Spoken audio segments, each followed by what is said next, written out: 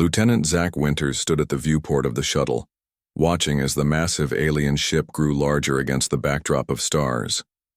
His heart beat faster, though his face remained calm. Today, he would be the first human to officially meet the Galactic Union. 5 minutes to docking, said the pilot. Zach straightened his uniform and touched the small Earth flag pinned to his chest. The former Marine had faced combat in 3 wars, but nothing had prepared him for this moment. His selection as Earth's first contact representative had surprised everyone, including himself. The shuttle slowed as it approached the alien vessel. The Concord, as they called it, was enormous, at least 5 miles long, with a pearly white surface that seemed to shimmer with rainbow colors as they approached. "They're guiding us in automatically," the pilot announced. "Sit tight."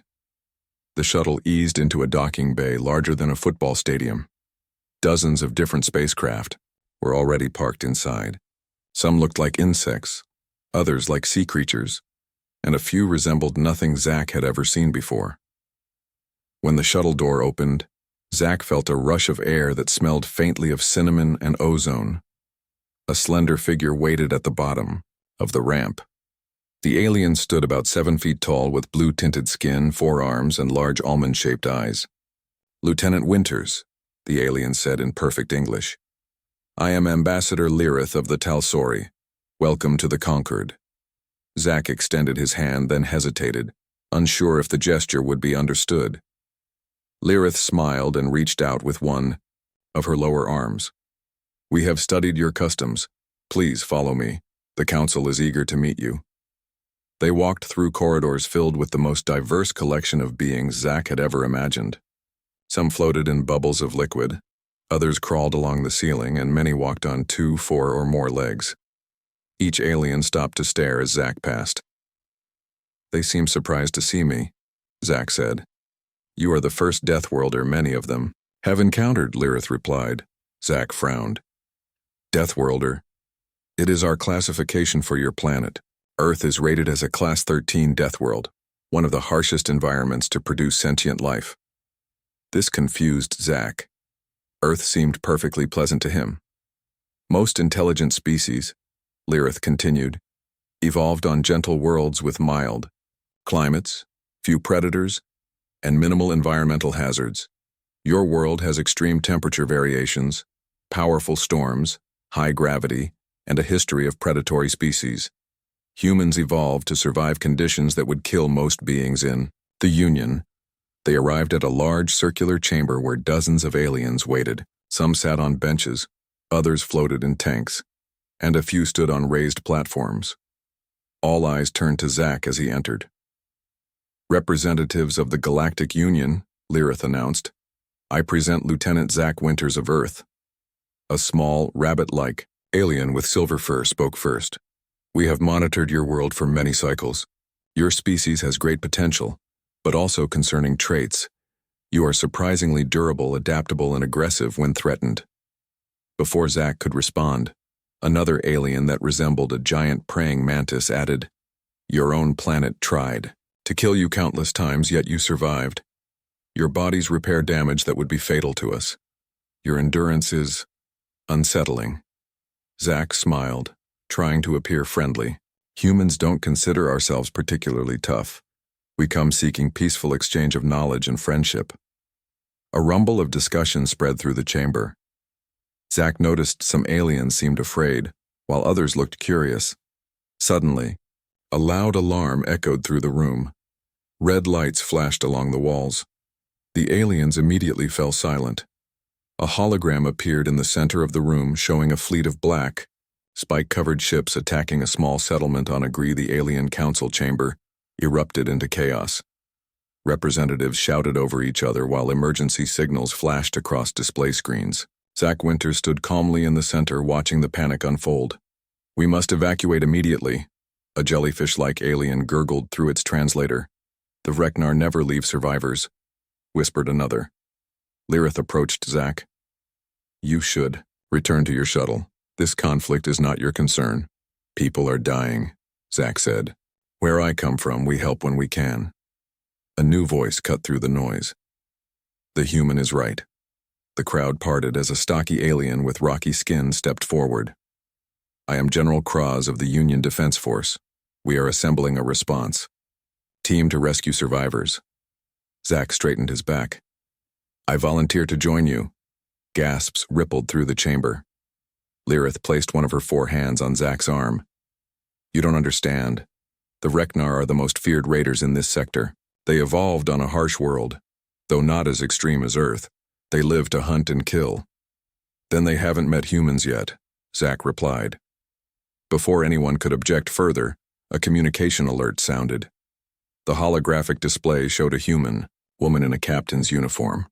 "This is Captain Olivia Reeves of the Earth vessel Intrepid. We've detected weapons fire in this system. Do you require assistance?" Zack hadn't expected other humans to be nearby. The Intrepid was a small exploration and defense ship that had been patrolling the edge of Earth's solar system. "Captain Reeves," Zack called out. "We have a situation. Alien pirates attacking a settlement on Proxima 4. General Cross studied the human captain with interest. "Your vessel is quite small. The Vreknar fleet has 12 warships." Olivia smiled. "The Intrepid is tougher than she looks, General, just like her crew." 2 hours later, Zack found himself aboard a Union rescue vessel alongside Captain Reeves and a team of aliens. The ship shuddered as it exited faster-than-light travel near Proxima 4. "Sensors detect no Vreknar ships in orbit," reported a technician. "But the colony's main settlement is heavily damaged." On the view screen, Zack could see burning buildings and destroyed infrastructure. The once beautiful green planet had black scars where forests had been burned. "This is strange," said General Cross. "The Reknar typically maintain position to ambush rescue teams." Captain Reeves studied the sensor readings. "Or they're hiding somewhere we aren't looking." She pointed to a small moon orbiting the planet. "Have you scanned behind that?" The alien technicians looked at each other in confusion. Why would they hide their ships? The Reknar want their victims to see them coming. On Earth, predators often hide before they strike, Zack explained. Olivia nodded. "Run a full scan of that moon's dark side." Suddenly alarms blared throughout the ship. Multiple vessels detected. They were masked by the moon's magnetic field. The view screen filled with the image of 12 black ships emerging from behind the moon, their hulls covered in wicked spikes. They moved with surprising speed, quickly surrounding the rescue fleet. "It's a trap," General Cross growled. "They wanted to lure in rescuers." The first shots hit before the Union ships could raise their shields. 2 smaller vessels exploded instantly. The command ship rocked violently as weapons fire struck its hull. "Our shields are failing," a technician cried out. "Their weapons are more advanced than our last encounter." Through the chaos, Zack noticed something important. "The Vreknar aren't firing on the Intrepid." Olivia nodded. "They don't recognize our ship design. They don't know we're here with you." The Union command ship shuddered again as another blast hit. Systems failed across the bridge as lights flickered and died. "All engines are disabled," reported General Cross. "We're being boarded." Zack and Olivia exchanged looks. The Reknar had never encountered humans before. They had no idea what Deathworlders were capable of. "General," Zack said, "I think it's time to introduce ourselves." "Properly. In planet, the Reknar pirates," gasped an octopus-like alien. "They're attacking Proxima 4. Lyrith turned to Zack, her 4 hands trembling slightly. "The most feared predators in this sector. They show no mercy to any world they target." Zack watched the brutal attack unfolding in the hologram. "Then we should stop them," he said simply. The room went quiet again as all the aliens stared at him. They seemed shocked by his response. Lyrith studied him with new interest. "Perhaps now you will understand why we called you a Deathworlder." Back on Earth, the United Nations Security Council gathered in an emergency session. The large screens in the chamber showed the last transmission from Lieutenant Winters before contact was lost. The room was tense and quiet. General Alan Blackwood stood at the podium, his face grim. "Ladies and gentlemen, our diplomatic team and the Intrepid are under attack by a hostile alien force known as the Reknar." A woman with silver hair rose from her seat. "What are our options, General? Admiral?" Diane Carter has our first interstellar battle group ready to deploy, Madam President. The flagship Defiance can reach Proxima 4 in 6 hours using the new drive system. The President nodded. Launch immediately. This is what we've prepared for. Across the solar system, the Defiance and its 5 escort ships powered up their engines.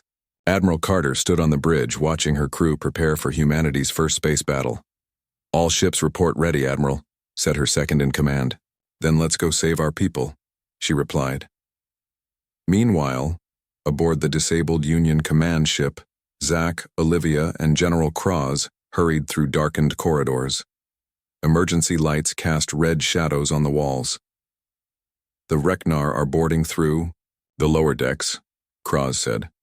They will take hostages before destroying the ship. Olivia checked her sidearm. We need a plan. My ship can still move, but we're outgunned. Zach stopped suddenly. I have an idea. The Reknar don't know about humans yet. We can use that. From a nearby room, 2 human Marines emerged. Sergeant Frank Martinez nodded to Zach, while communications specialist Lisa Gardner carried a bag of equipment. Captain Reeves called us. Over before the attack, Martinez explained. Good thing she did, Zach smiled. Even better. Here's what we're going to do.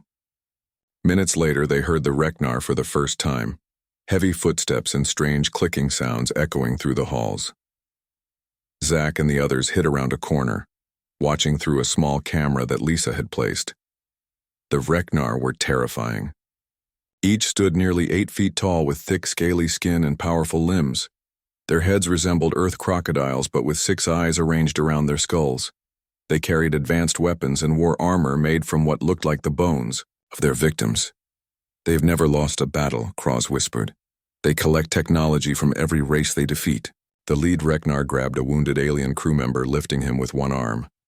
Where are the ship's leaders? The Reknar demanded, its voice a harsh growl. Before the crew member could answer, Lisa activated a device that caused all the lights in the corridor to fail. In the sudden darkness, Zach and Martinez moved forward silently. Years of training on Earth had prepared them for combat in any condition. The high gravity of their homeworld made them faster and stronger than expected. In the ship's artificial gravity, the Reknar, despite their fearsome appearance, never saw the attacks coming. Martinez took down 2 with quick strikes to vulnerable points in their armor, while Zach disarmed the leader. When emergency lights flickered back on, 3 Reknar lay unconscious on the floor. The alien crew members stared in shock. How did you? General Cross couldn't finish his sentence.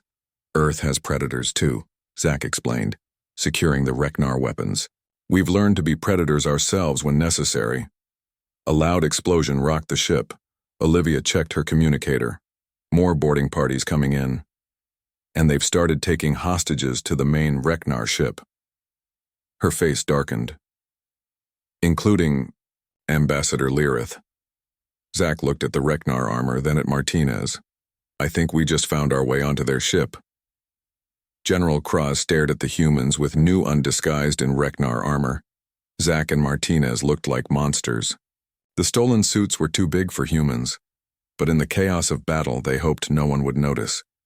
Lisa had rigged their communicators to work inside the alien helmets. Stay close, Zach told the others as they approached the Reknar shuttle. And remember, we're just bringing in prisoners. Olivia and General Cross were bound with loose restraints they could easily escape from. 4 other captured aliens walked with them, playing the role of hostages. The Reknar guard at the shuttle barely looked at them. He was too busy coordinating the attack on the Union ship. With a grunt, he waved them aboard.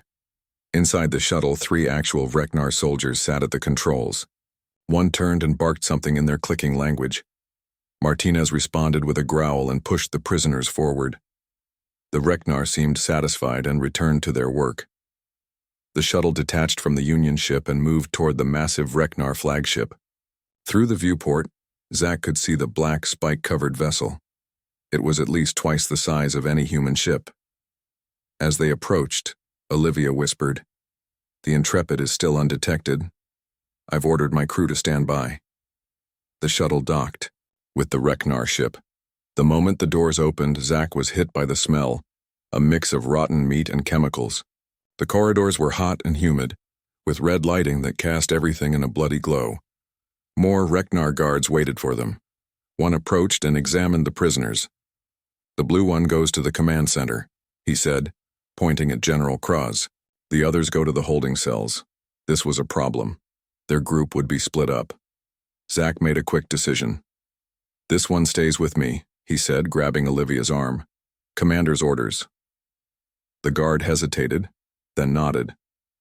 Zack, Martinez, and Olivia followed one group, while Lisa went with the others and General Kraz. "We'll find you," Olivia whispered to Lisa as they separated. The holding cells were deep in the ship. Dozens of aliens from the attacked settlement were crammed into small cages. Among them, Zack spotted Ambassador Lyrith, her blue skin now pale with fear. Once the guards left them alone with the prisoners, Zack removed his helmet. Ambassador Lyrith gasped. "Lieutenant Winters, how?" "No time to explain," Zack said. "We're getting you out of here." Martinez studied the cell locks. "I can break these, but it will make noise." Suddenly, a deep voice spoke from behind them. "Intruders!" They turned to see a massive Reknar, larger than any they had seen before. His armor was decorated with bones and trophies, and his 6 eyes narrowed as he studied them. "You are not Reknar," he said. "What manner of creatures are you?" Zack and Martinez dropped their disguises and stood tall. "We're humans," Zack answered. "From Earth." The Reknar commander tilted his head. "I have not heard of this species. You are small and soft. How did you get aboard my ship?" "We walked in," Martinez said.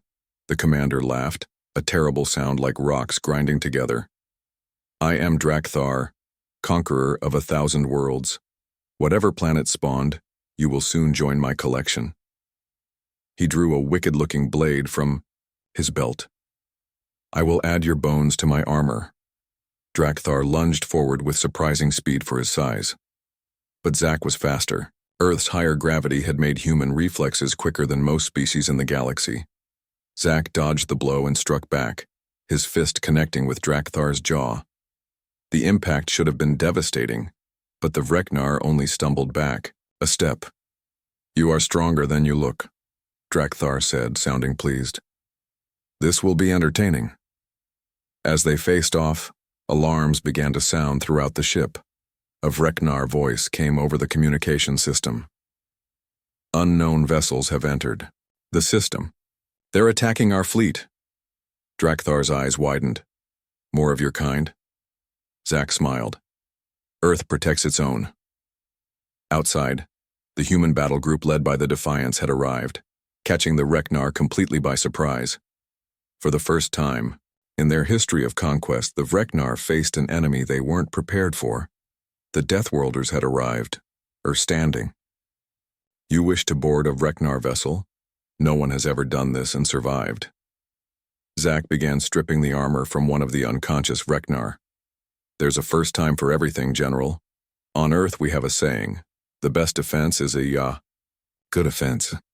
As they prepared for their daring mission, none of them realized that the Reknar were about to learn a harsh lesson about challenging creatures from a death world. The Defiance tore through space, leading Earth's battle group against the Reknar fleet. On the bridge, Admiral Diane Carter watched as her ships moved into attack formation. "Target their engines and weapon systems," she ordered. "Let's show them how Earth fights." Unlike the Galactic Union ships, human vessels were built with warfare in mind. Centuries of conflict on Earth had taught humans lessons that peaceful species never learned. The Reknar ships turned to face this new threat, but they were caught off guard. They had expected easy prey, not predators. Inside the Reknar flagship, Drakthar circled Zack, blade gleaming in the red light. "Your ships will die like all the others," he growled. Zack didn't waste breath responding. On Earth, he had trained in 5 different fighting styles. He knew when to talk and when to act. The Reknar commander lunged again. This time, Zack sidestepped and grabbed the alien's arm, using Drakthar's momentum against him. The move sent the larger creature crashing into a wall. Meanwhile, Martinez had broken open the cell doors. Ambassador Lyrith and the other prisoners were escaping. "How is this possible?" Lyrith asked.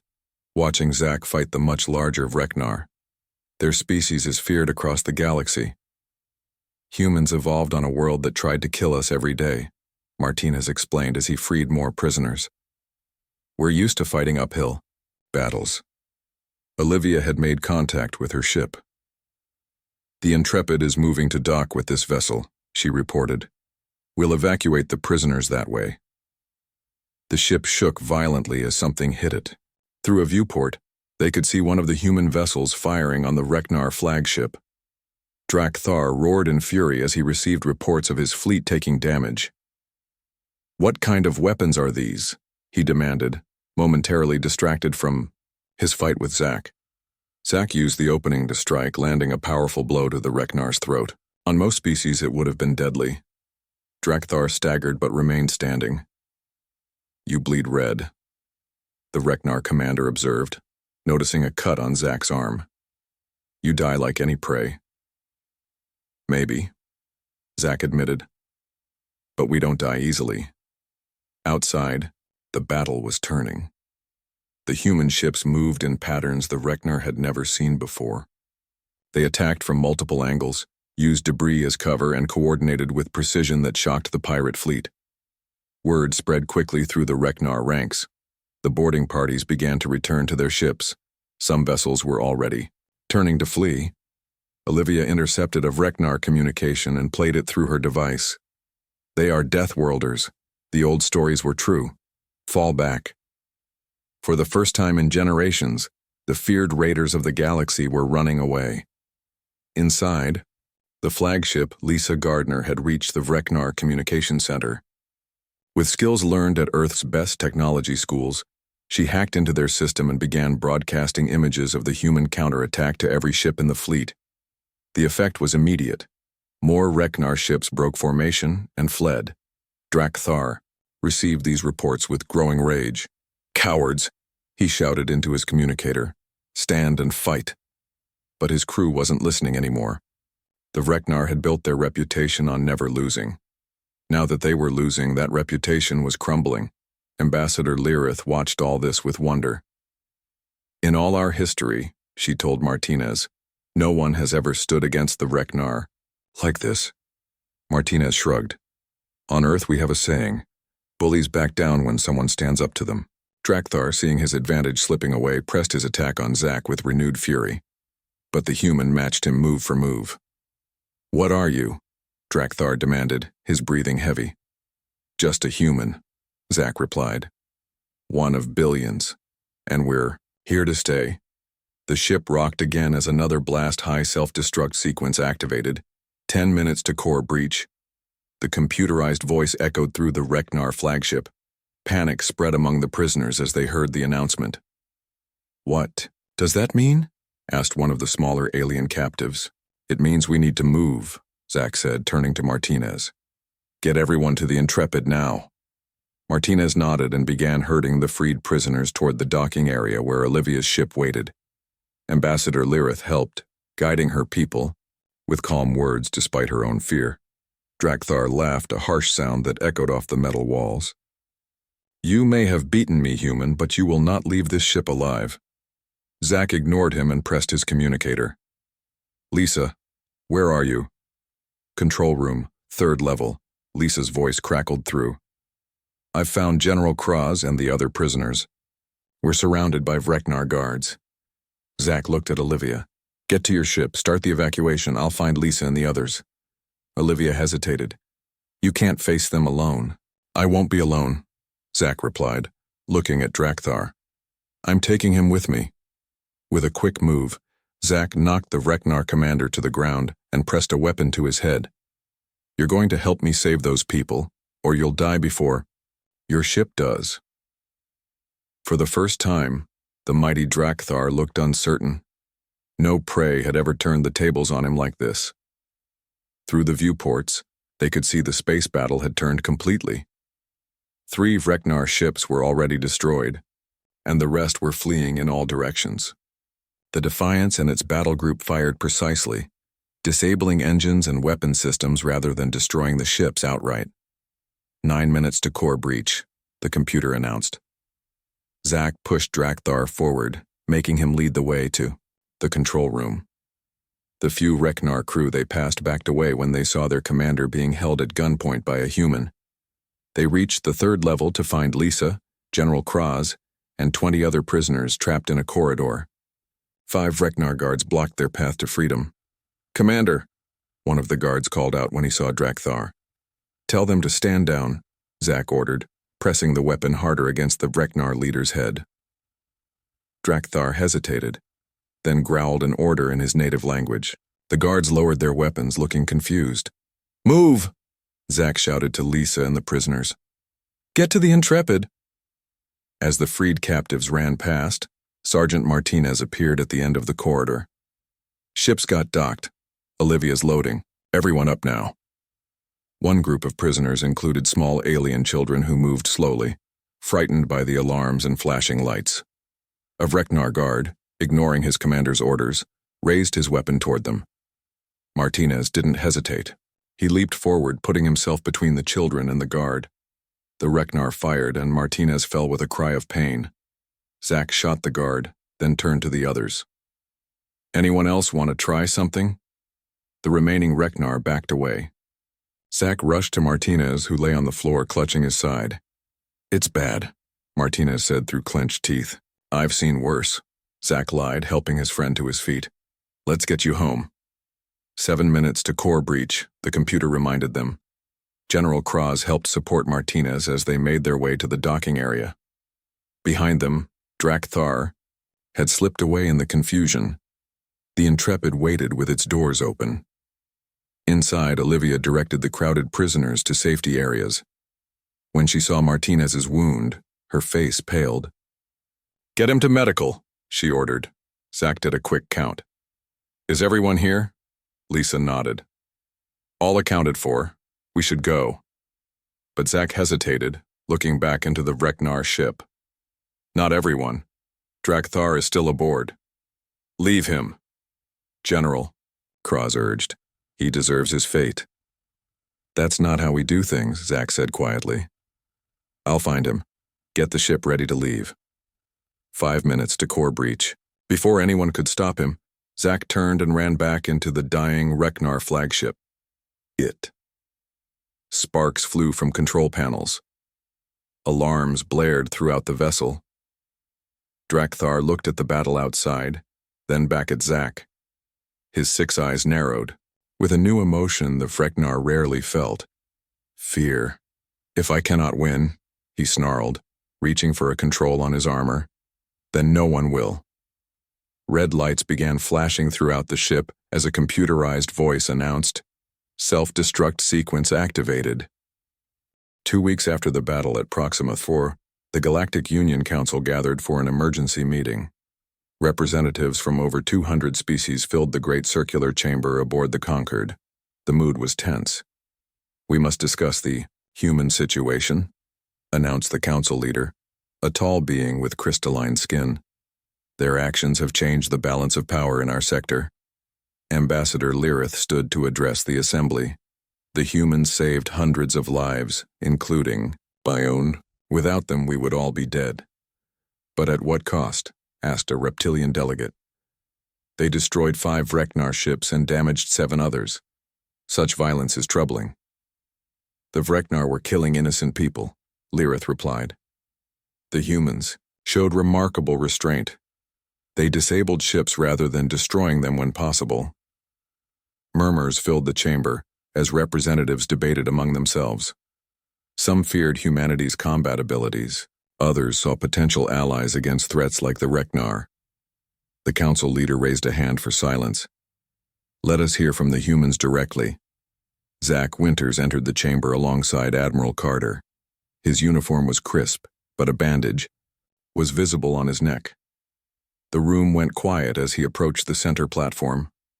"Lieutenant Winters," the council leader said, "you boarded a Reknar ship, fought their commander, and returned for him even as the vessel was about to explode.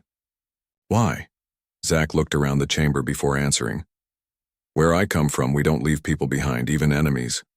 "And yet Drakthar did not survive," noted a delegate. "He refused to leave," Zack explained. He said a Vreknar commander dies with his ship. I tried to convince him otherwise. Admiral Carter stepped forward. The important thing is that Lieutenant Winters tried. That's what humans do. We may come from a harsh world that made us strong, but it also taught us the value of compassion. On Earth, the United Nations Security Council was having a similar discussion. General Blackwood presented footage from the battle. The Vreknar have retreated from 3 neighboring systems, he reported. Word of their defeat has spread throughout the sector. The president nodded. And Sergeant Martinez? How is he recovering? Very well, Madam President. The Union medical technology is helping. He'll be back on duty within a month. A council member raised her hand. And what of our new role in galactic politics? We're being called Deathworlders out there. It's an accurate description, General Blackwood said.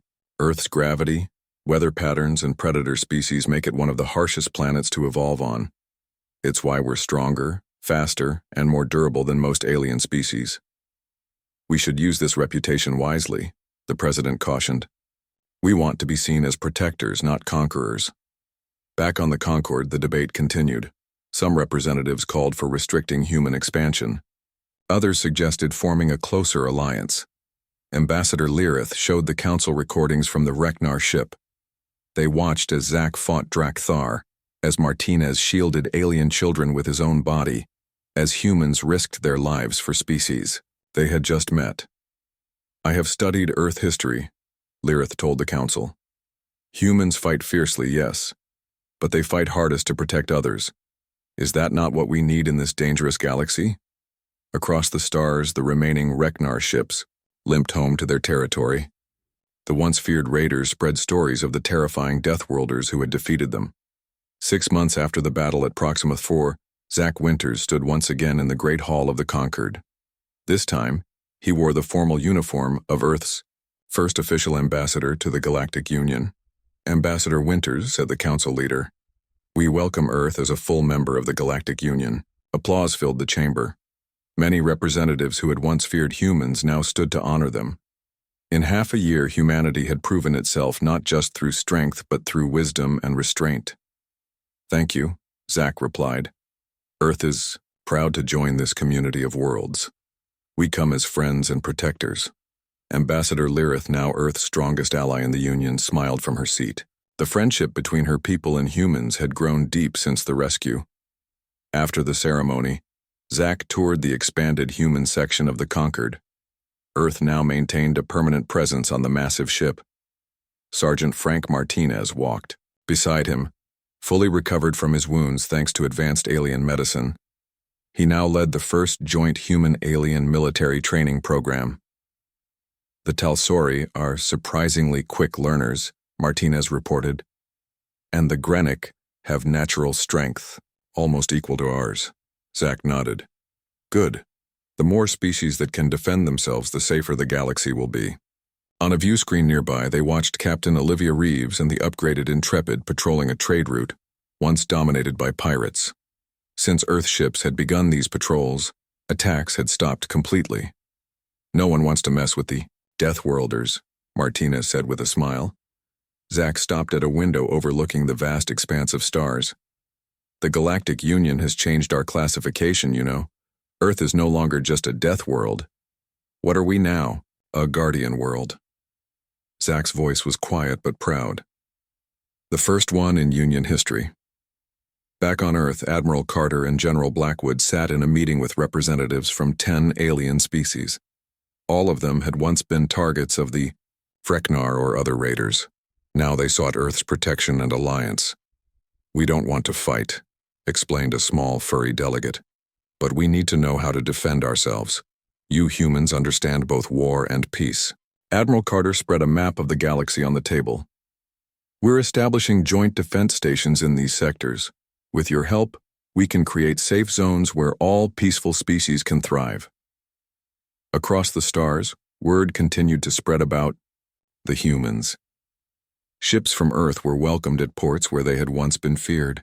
Several species that had remained hostile to the Union now approached cautiously, preferring alliance to opposition. On a remote moon at the edge of Vreknar territory, A small group of surviving raiders watched from hiding as a human ship passed by on patrol. "Should we attack?" asked a young Reknar. The captain, who had survived the battle at Proxima 4, quickly powered down their systems. "No, we wait until they pass." "But there is only one ship," the young one argued. "One human ship is enough," the captain replied. "I have seen what they can do." As the Earth vessel disappeared into the distance, the Reknar remained hidden, understanding for the first time what it meant to be prey rather than predator. In his quarters aboard the Concorde, Zack looked at a photo of Earth, a blue marble, hanging in the darkness of space. From out here, you couldn't see the storms, earthquakes, and predators that had shaped humanity. You couldn't see the wars and struggles that had taught humans to overcome any challenge. But the galaxy had learned what it meant to come from such a world. Humanity had found its place among the stars, not as conquerors seeking glory, but as guardians standing against the darkness. Lisa Gardner, now the head of communications for Earth's diplomatic corps, had put it best in her report to the United Nations. "We went to the stars expecting to find gods or monsters. Instead, we found that we are the strong ones, and with great strength comes great responsibility." As Zack prepared for another day of building bridges between worlds, he smiled at the thought that humanity's greatest export to the galaxy wasn't its technology or its strength. It was hope. "They bleed and can be wounded," one Vreknar captain told his crew, "but they keep fighting. A human with a broken arm still charged 3 of our warriors. They feel pain but ignore it in ways we cannot understand." Another Vreknar, who had watched Zack fight Drakthar, added, "Their world tried to kill them for millions of years. It failed. We should have known better than to try." Throughout the galaxy, a new saying began to spread. "When Deathworlders show up, even killers run."